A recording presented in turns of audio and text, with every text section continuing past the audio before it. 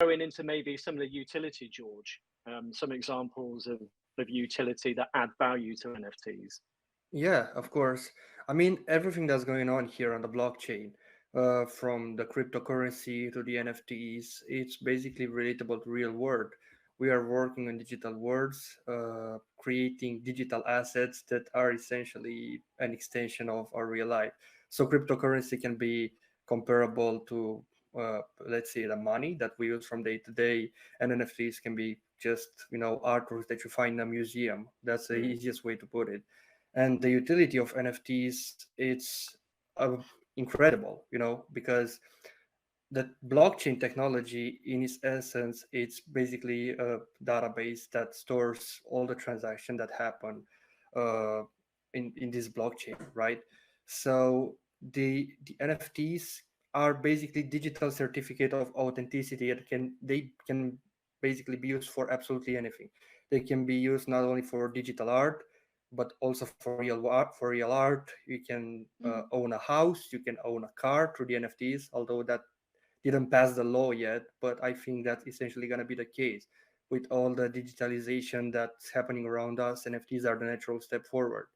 There's a project that we're working on right now, where we are building a digital house in Sandbox, and also there's the real life counterpart of this digital house that's currently built in Miami, right? And this whole package is going to be basically sold as an NFT. So whoever is going to buy that NFT is going to own both the real house and the digital mm, house, right? So mm, that's a good use case for NFTs. In the future, maybe your ID card will basically be an NFT, right? I mm. don't see why that won't be the case. You just go up to someone and you present them your NFT on your phone, and that's basically your ID, right? So Yeah. a lot of opportunities, and art has just been paving the ways for this new technology. Yeah, that's quite interesting. I think there's a few examples in the fitness world as well, which relates to the guys watching.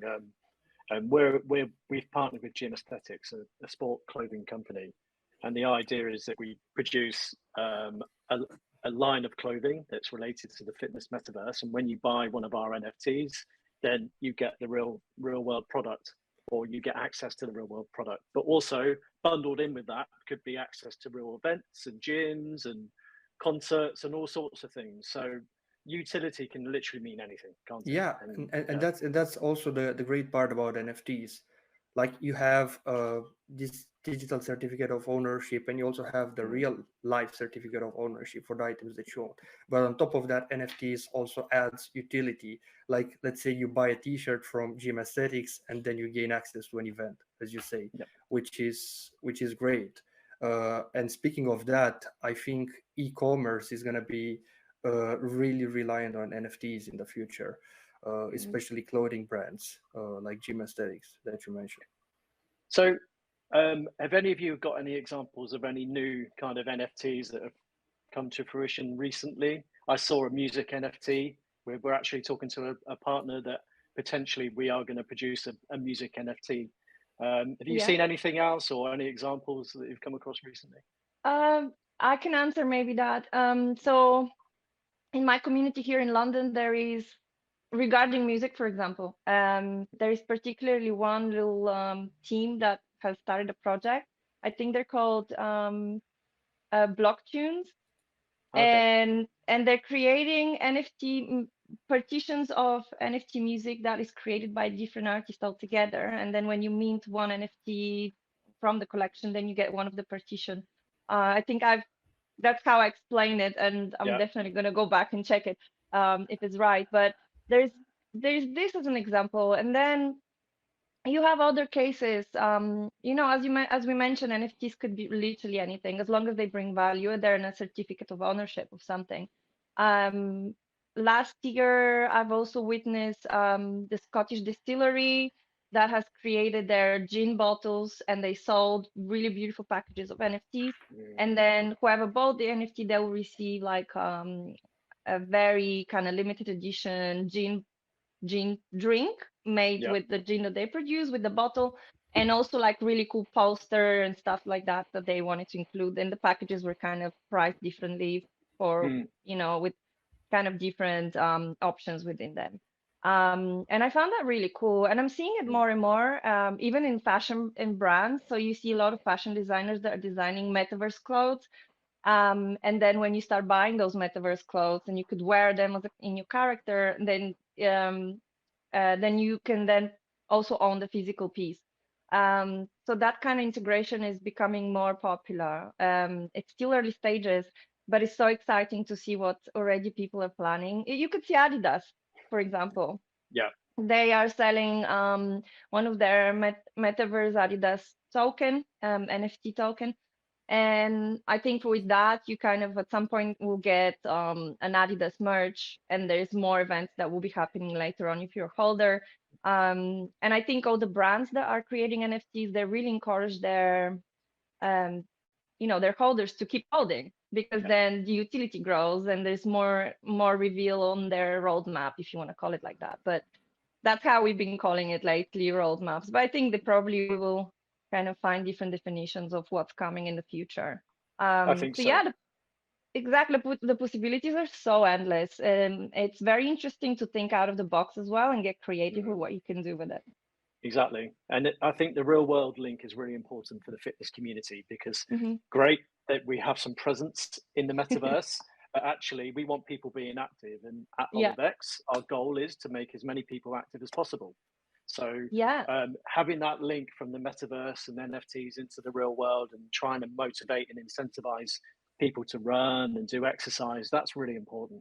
Have you seen any examples of, I mean, I haven't seen examples yet, but I literally just got ideas. For example, you could create some AR experiences in the metaverse, and then you can actually do treasure hunts around the city, and within timed up, this crazy stuff. You can hide something somewhere stored in a box, and people can, they would probably go and be active if trying to find this token, and you could do a lot of things with it. And I think when VR becomes more prominent, and kind of more usable in a way, because one, VR still headsets are quite expensive, so not every ordinary person can just get it.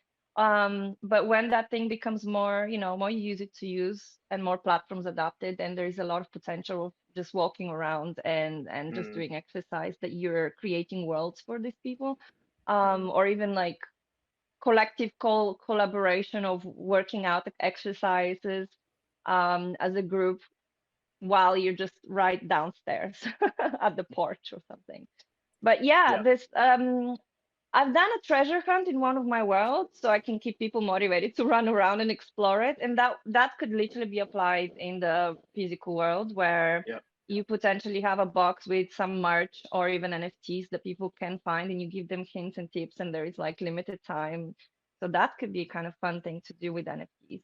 I mean, and also, yeah, I mean, sorry, a good way to motivate people to go to the gym would basically be to organize a treasure hunt, and at the end of the treasure hunt, you will win an NFT that will grant them 3 or 6 months access to a gym, right? a membership, right? A membership, or vice So the versa. ideas are, you're so right. The ideas are so cool, and I think there's a lot that you can play around with membership. So NFT uses a membership, or use an NFT as a motivation to do a treasure hunt, and then the utility will be revealed like a surprise box. Um, and I'm telling you, it took me a little bit to get motivated to go to the gym. So it's not like it's kind of something you wake up and you have the desire to go and work out. It doesn't come naturally to just everybody. So finding that kind of balance with a gamified experience, that's really good. Yeah, and I mean, you know what? I want to jump in there, George, just because it's a really good segue into what we're doing, and then I'll let you carry on. But that's the whole purpose of Olivex and our Dustland Runner game and the metaverse. It's incentivizing people who don't necessarily want to exercise and haven't got that motivation. If we look at the UK in particular, 15% or so of the population go to the gym, do some exercise, 85% don't. So we need to find ways of tapping into that market. And we know that potentially the gaming world and the crypto world and the metaverse could be a high percentage of those users that don't exercise. So if we can use NFTs and different types of blockchain to incentivize people to exercise, do a walk, go for a run, go to the gym, then that's a big tick for us, and we Yeah. can hopefully increase that percentage. I mean, not only like getting them those presents, but also not only creating gamified experience on the blockchain, but actually, what about gamifying the real life, right, through the NFT? So imagine your NFT is actually connected to your, let's say, watch. It can be Samsung or I don't know, Apple Watch, and then it will track how many steps you've made and how many kilometers you ran on the treadmill or on a bicycle, and maybe you can have like milestones to achieve or quests to make, like go to the gym and I don't know, then do 10 push-ups, and then you complete a quest and then you get a reward. So it's all about interoperability and gamifying basically this experience, Exactly. motivating people. Yeah, yeah, no, that's again, I think you're spot on that. We already have apps that get people to run and walk. So how do you get someone to use that as an NFT, or how do you implement the NFT, or even how can they probably do play to earn while they're exercising? Yeah, Well, so the I NFT can possibly have the capability to record all that information, right? yeah, yeah. And what about creating tokens where you can they already exist in certain cases. Like you have these tokenomics where, like, I'm throwing ideas right now. You can walk out and then do 10,000 steps, and then turn that into, either you have that kind of energy that you spend, you can either turn it into a token, and then every day you do, and it matures until that you've grown a whole box of tokens that you can then spend on something, and give yourself a role of a junior, advanced, and it could be really crazy. And yes, definitely implementing it in real life. That's how you get people to move, and we see it a lot in the So metaverse. so basically, guys, you're talking about what we're doing. So Dustland Runner Did I just be is a We just running spoiled game. everything. No, it's good. It's good. We can talk about it. So Dustland Runner is an audio fitness game where you can go for a run, put your headphones in, you run to a story, you complete objectives and levels, and you get rewarded with NFTs and our Dose token. We also will Mhm. launch very soon Dustland Rider, which is a bike game, and it's an actual visual game, and you ride through a world and do exactly the same. But what we're potentially going to do is link in with as many wearables and apps as possible, bring all that data into a hub, which is Dustland, and then you can redeem your activity points for NFTs and Dose token. So then you can then go and exchange it in the marketplace for whatever you want, fiat or Bitcoin or anything. So that is the whole purpose. And the more data you have, the more ability you have to incentivize people, because it doesn't mean they just come to Dustland to run. They can go to the gym, they can go for a walk, they can go for a swim, Mhm. they can go boxing, whatever they want. So yeah, that's So basically you're what we're ahead of doing. us. Yeah. So No, that's amazing. I want to be part of it somehow whenever we can catch up later on this. yeah, we'll do that offline. So I think the next thing to talk about would be the metaverse. George, I'm going to let you lead on this, because we've actually brought Voxel Architects in as a partner to build our fitness land and our dust land and some other phases over the next 12 months. We have a roadmap of builds in our 12 by 12 piece of land in Sandbox. George, do you want to just explain what Sandbox is? How you access Sandbox, and then actually what you're building? Yeah, Sandbox is a virtual world within the metaverse, and it's very good for creating gamified experiences, right? So you in Sandbox you can basically buy and own a parcel, and when you own a parcel, you basically own part of Sandbox, right? And you can use your parcel just like in real life to build anything that you want on it. Especially games. Sandbox is especially optimized for games. So what we're doing right now for Olivex is that we are creating a gamified experience for them and all of their partners that are going to join in. And Andy just told you about Dustland Runner, and Dustland Runner is also going to be that extension of that real life application that they're building. So you're going to be basically be able to go in Dustland Runner and do some activities that will reward you in real life and vice versa.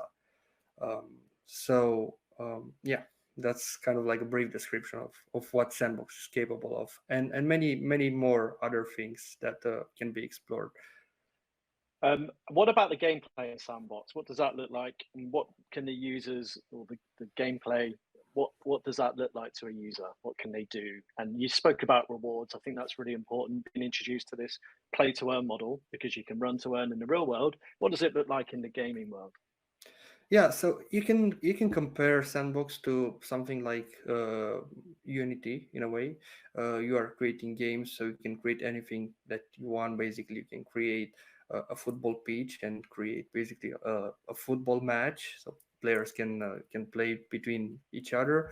You can create things like a platformer, rock climbing, even boxing, as you mentioned earlier.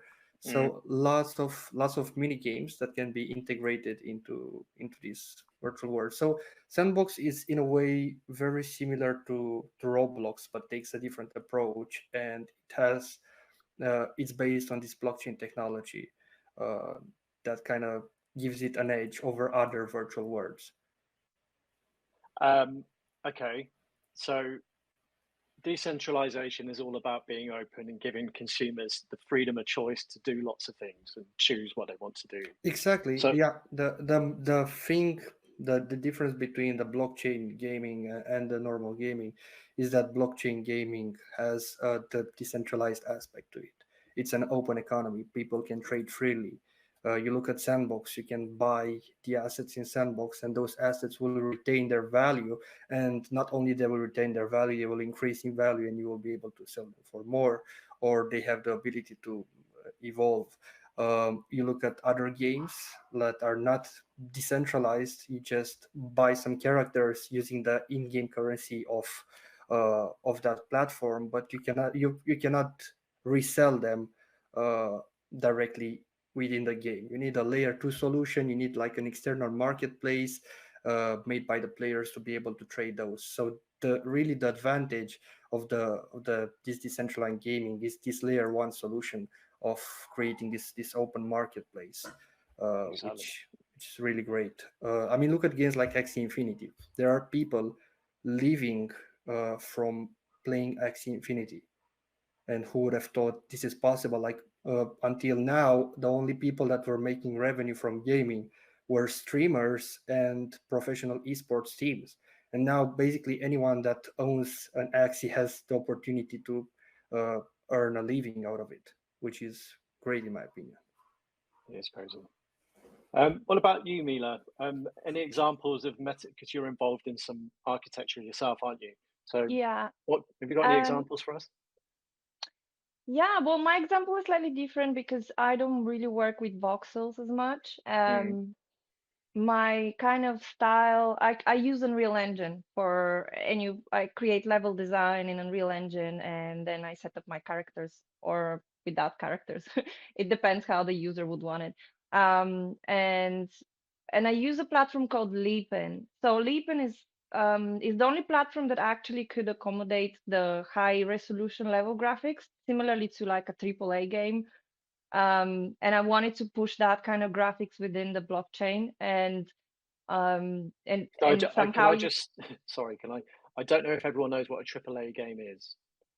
AAA game is, imagine Call of Duty, you could potentially call that. It's like a high top tier games that are wildly known everywhere in the Yeah. world and everybody's playing. Or Valorant, I think that's also a AAA game. Mm, Um, so yeah, okay. this is what I mean. And in terms, that's what I wanted to make the reference of AAA games because that's the kind of graphics I'm aiming to create, like almost real life experiences while you are playing. And everything will need to be smooth and so yeah, my worlds are sitting on Leapin, which is a platform that enables Unreal Engine real-time rendering, which is very innovative for me. I really was waiting for this for so long, and I was refusing to do anything voxel because it's really not my style. But I appreciate, I know the value. I love how people are really passionate about it, and even coming from like Minecraft gaming in the past, I see why people go for that. Yeah. But this was the element, and there's other platforms like Illuvium, but for Illuvium you don't get one-on-one artists or architects just going designing their world and uploading it. There's just no self-upload, from what I've been told. So in the metaverse, the things I create in very, very big playable environments, and I leave a bit of space for people to be able to build on. And then on the platform that I currently use, called Leapin again, then there will be a self-builder tool where you can import your assets, or you can buy again, like similarly as what was mentioned before, having a proper market with contained assets that you can exchange and have on your wallet. And play to earn will be part of that as well eventually. The platform is young, but I really chose it because of the graphics, and I really wanted the graphics to be really, really cool and real. And you know, the polygons, I wanted them to just look kind of very sharp and clean rather than kind of look I think this is awkward. a good point though, because yeah, and George, so what's the difference between what Mila's doing and what we're doing in Sandbox, and what's the benefits of each? Yeah, so I mean, there are multiple ways in which you can choose to create a game, multiple art styles. There are first-person shooter games, there are third-person from above. So really, so many options, and it all depends on the preference of the player. For example, Mila prefers something more realistic. Mhm. Uh, I really don't mind any of the styles, as long as they work. I mean, some of the decisions of creating, let's say, the words that I work in are more of cartoonish words. They're like Sandbox, Decentraland, Cryptovoxels. Those are all like very cartoonish. But it's their art style, and it's not cartoonish in a bad way. It's cartoonish in a nice way, because that's what they chose to do. And another reason for them to do that, it's also to solve the scalability issues, because when you are creating something that is extremely realistic, you cannot afford to have like a really massive land like Decentraland has, right? Mm. And to run so smoothly on a web browser. I mean, those things are being worked on, and I'm sure that in the future, a lot of people will aim towards this um, really realistic rendering type of games, but they will also love to play with Legos, so to say, Mhm. in Sandbox. Um, so I think all of them are great. Um, and I think Sandbox will always have its place among the other realistic games, the AAA games that Mila was answering. I mean, Sandbox is becoming a AAA title after all. Is like the way that is evolving right now.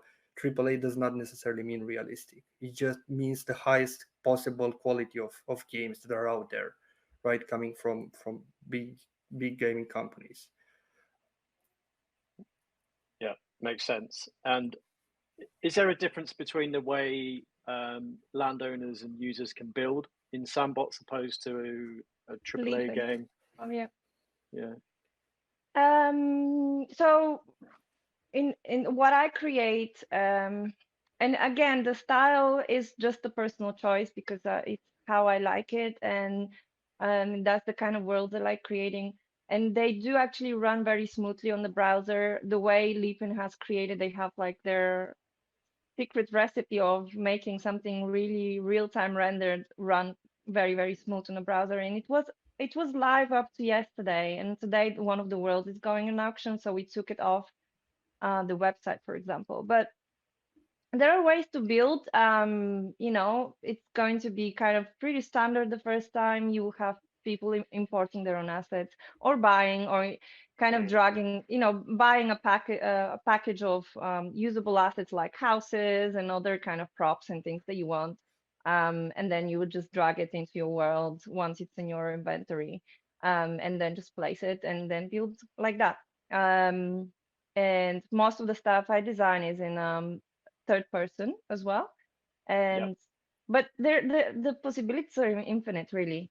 My most focus of everything that I create is to be kind of it could actually be fantasy and cartoony, but it has to be very sleek, yeah. and it has to feel almost like you have downloaded a really, really big game and you're playing it, and there's nothing wrong going on. Um, so yeah, that's the kind of difference. And I'm sure That's there will cool. be more platforms coming along Mm. where there's so many people heavily invested into the gaming and in the Yeah, metaverse building yeah. that I've been contacted by big brands, big names that want to create their own metaverses, big projects as well, like 10K collectibles. You will see that coming along very, very soon. So it's happening. Yeah, it's Sorry. definitely happening. We're in the very early days as well, aren't we? So there's going to be so much evolution over the next few years. We've actually got a few questions that have come through. So one of them is around the coaching market, personal trainers and nutrition coaches, etc., acquiring clients via Web2, which has been the case for the last 10 years. How does Web3 change things for a trainer or a coach? I think I don't mind kicking off there because obviously, when you come to Web3, you own your material, your media, whatever it can be, and you have an IP. It becomes intellectual property, and I think that's really important for the user to understand that once you own something, it's in the blockchain. It can't be deleted. Blockchain stores data. It adds blocks to the chain. You can't delete the blocks, so it's always visible to everybody. So if your IP is owned by you, you can then do what you want with your material. So if you own, for example, videos of a nutrition video that is a weight loss program, for example, you can actually sell that to your users potentially, and they can own those and then sell them in the secondary market potentially. So from a revenue perspective, I think it's important for our community to understand that once you own something, there's a revenue stream potential for you in the primary market, but also in the secondary market for secondary sales. But also, it just means that your own community, your clients, then become even more engaged because they can own pieces of your content too. And I think that's quite an interesting concept. What do you think, guys? Yeah, I really think this is a really good concept for all the businesses worldwide, also for the fitness industry. Like whenever you're creating a program like this, you're not only selling a one-time package, you're selling it to someone, and that someone is reselling it to someone else, to a friend of him, perhaps. And from a revenue perspective, I think it's great. I think this is one of the most talked things about NFTs in general. Yeah, So, and secondary yeah. market sales and that kind of thing that can continue to fueling the creator of the NFT. I have seen examples, maybe not in the fitness area, but I maybe could potentially be similar. I've seen people who they teach law or they teach certain subjects, and what they've created, they've done an NFT that unpacks a lesson, and then you have a private Discord that you have one-on-ones, kind of video calls weekly and stuff like this. So, anything that people have done on Instagram back then, and they still do, some of the personal trainers, for example, you kind of pay them, I think weekly or monthly, certain amount that you've agreed, and then you have one-to-one conversation on a daily basis or a weekly basis, and then you kind of have a check, and there's lessons going around. This is the same thing. The best part here, the same thing can be applied here, but the best part is that you can just monetize, and the secondary sale are great for and royalties are great for the creator of the content. Exactly. So there's so much to explore, really.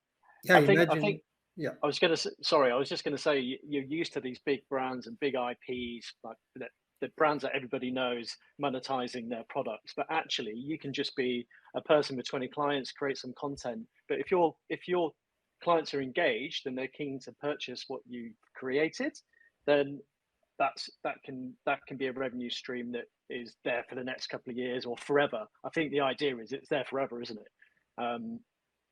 Sorry, George. It should be. Yeah. No. Yeah. No.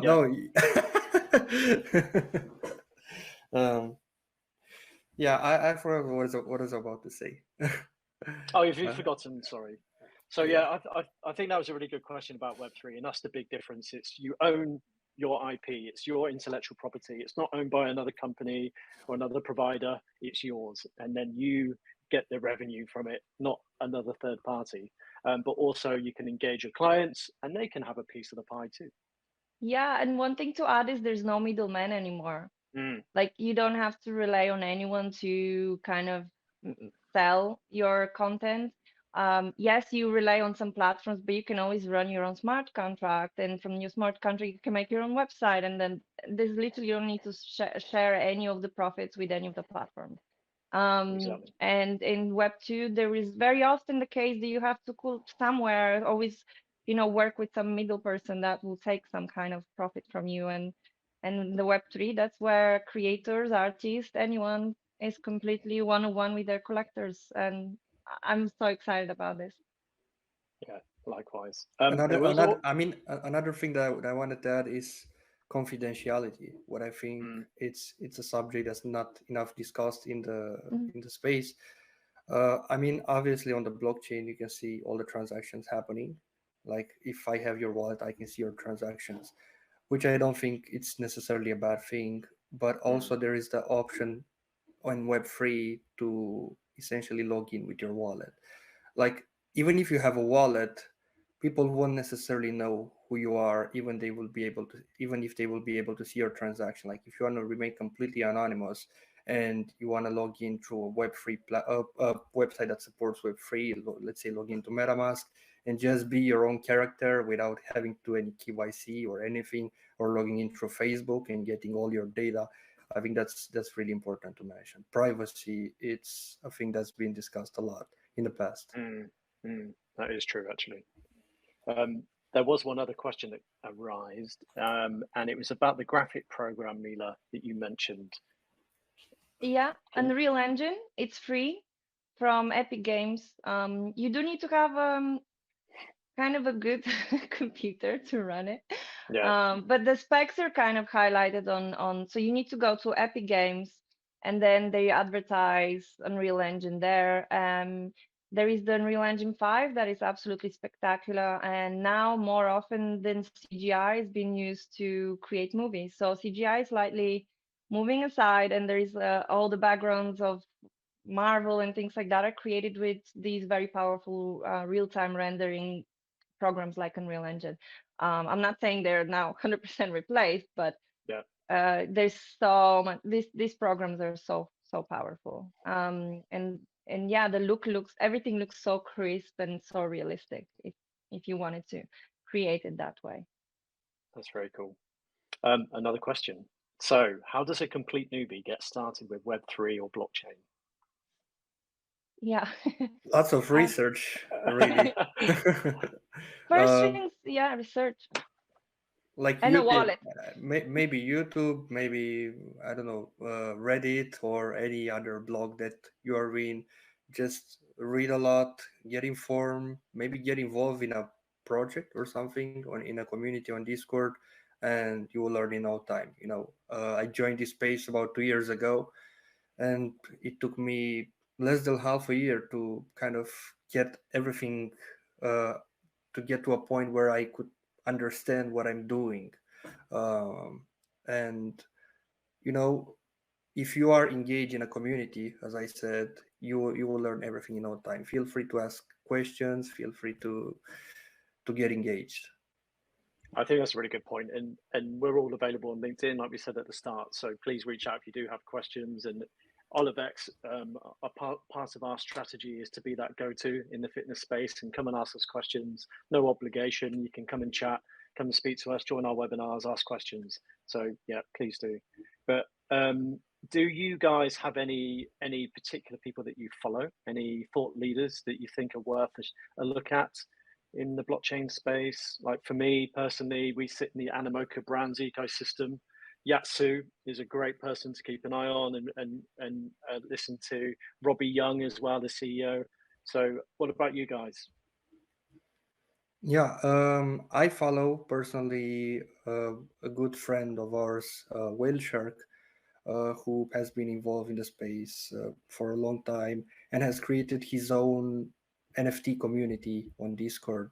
And he's a really great investor. He was really early into the space, invested $1 million into NFTs back when NFTs were not a thing, were not talked about.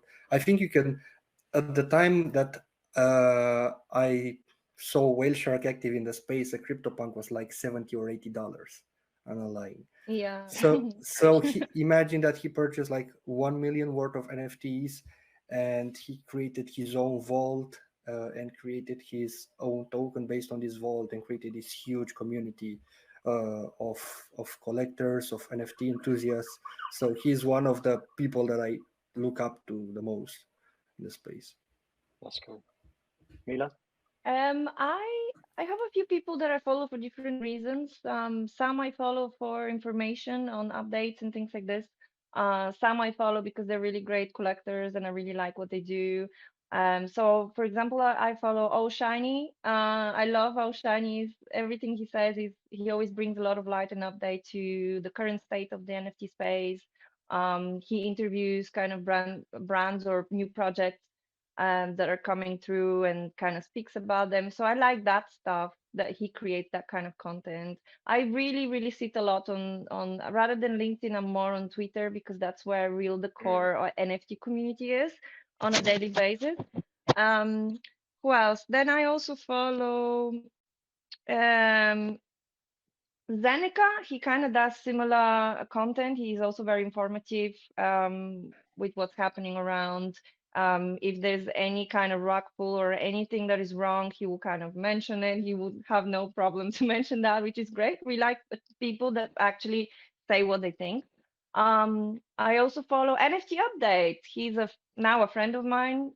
We've been talking for a while, and he always brings that kind of good vibe and energy in the morning with his Twitter That's always spaces. good. Oh, sorry, I've just and then I really like obviously my own collectors. They, they like my stuff, my art, so I follow them. But in terms of art related topics, I follow NFT 33. He's a very big collector and he doesn't much he doesn't go on Twitter Spaces. He's very, very anonymous, but he's one of those kind of characters that does everything behind the scenes. He doesn't need to be every day posting about what he's doing and informing everyone.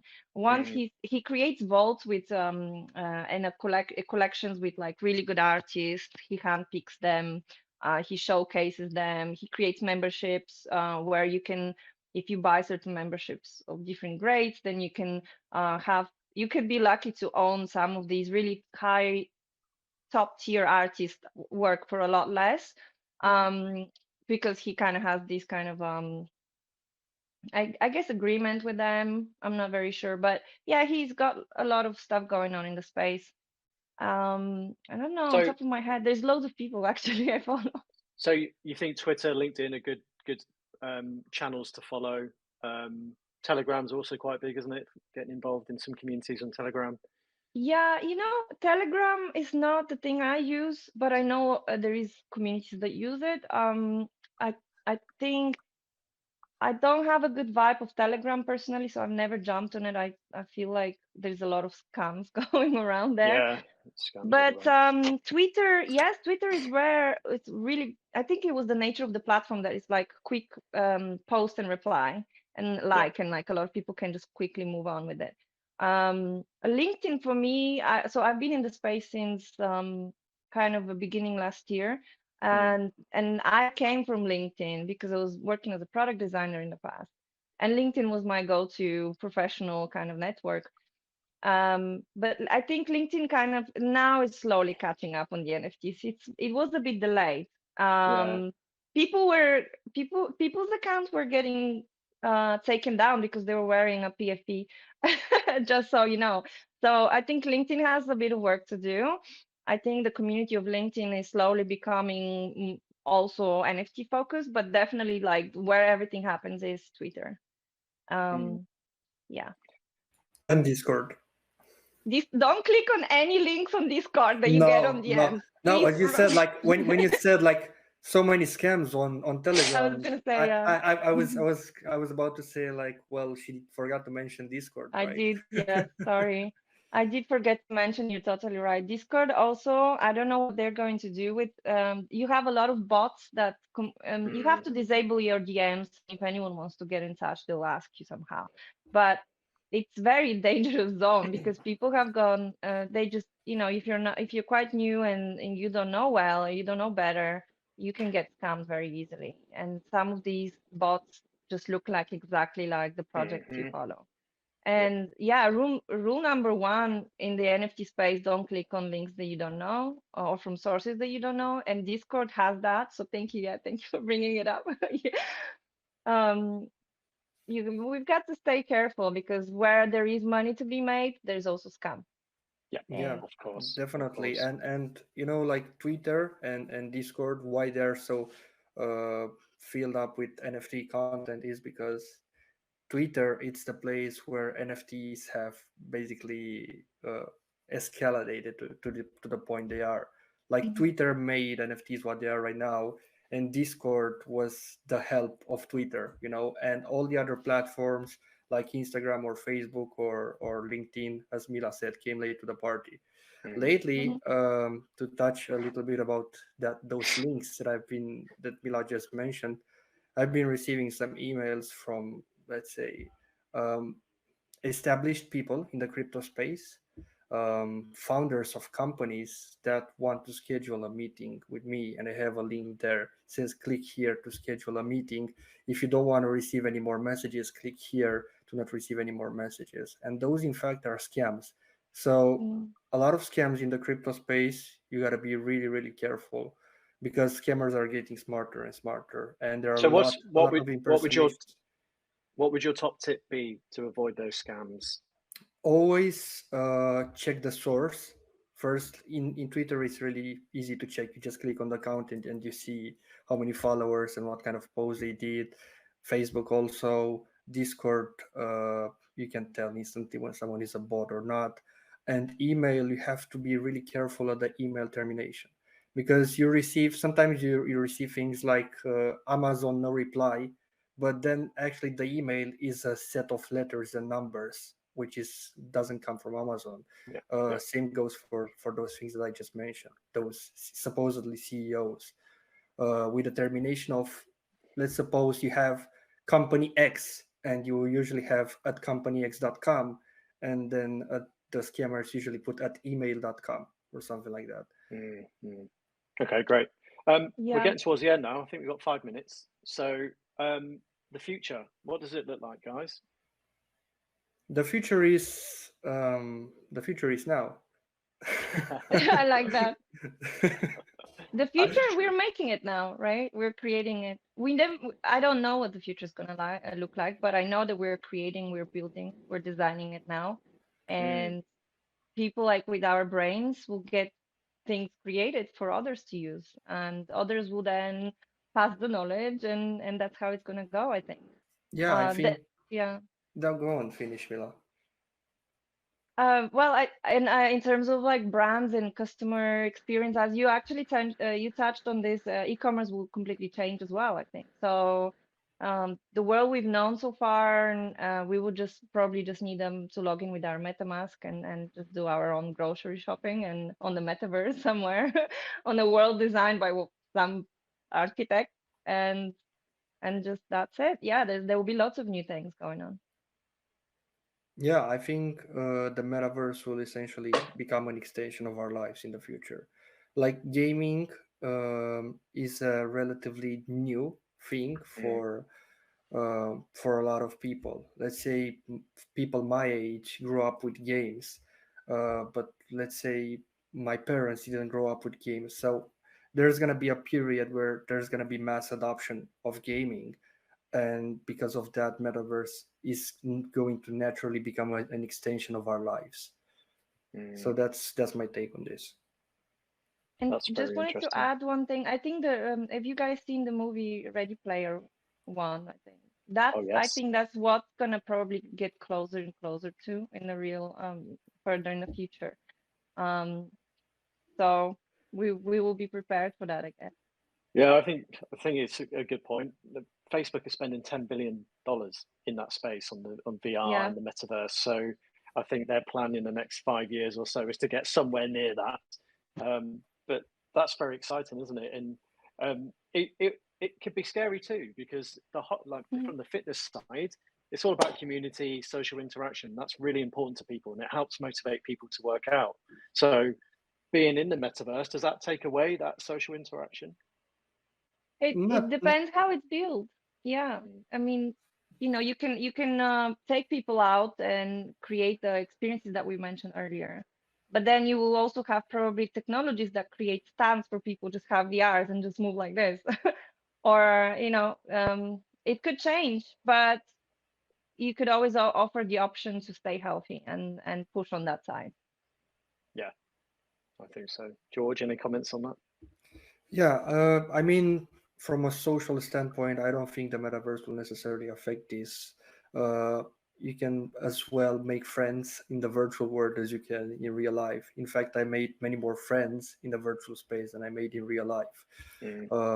And for example, when I was a kid, I was playing this game, which was for me the first metaverse I've been in, which was Club Penguin. And in Club Penguin, I was in this world with a lot of penguins, other people waddling around, and I don't know. I just made a lot of friends. I was just socializing with them, talking like, "Where are you from?" Maybe they were from a country far away from me, and we done some cultural exchange. So the metaverse is not necessarily there to stop social interactions. It actually has the capabilities to expand the knowledge of one person and to expand those social interactions. In terms of sport, yeah, that's a tricky question because it depends how this problem is tackled and how it's solved. As you said, with the Dasland Runner application, that incentivizes people to go out and run and complete different quests to get a reward. So if the person will get rewarded in the real life in the same way that he will get rewarded in the metaverse, I don't think there will be any problem. But if the rewards in real life are not as good as the rewards in a game, then that would be a problem, and people will be sitting in their chairs too much during a day, and that could be a problem. So I think what Olivex is trying to do is just great. Is trying to get people out, to get them fit, and also enjoy a good gaming experience. I think that's a perfect ending. Thank you, George. I don't think there are any more questions coming through, so I think that's a great ending. So thank you so much for your time today. I know you're busy, guys. Hopefully we'll get you on some more in the future. Hang on a sec. No questions. Wrap it up. That is all. So thank you so much, and we will speak again. Thank you for attending, everyone. Thanks for having us. See you later. Thank you. Bye. Cheers. Bye.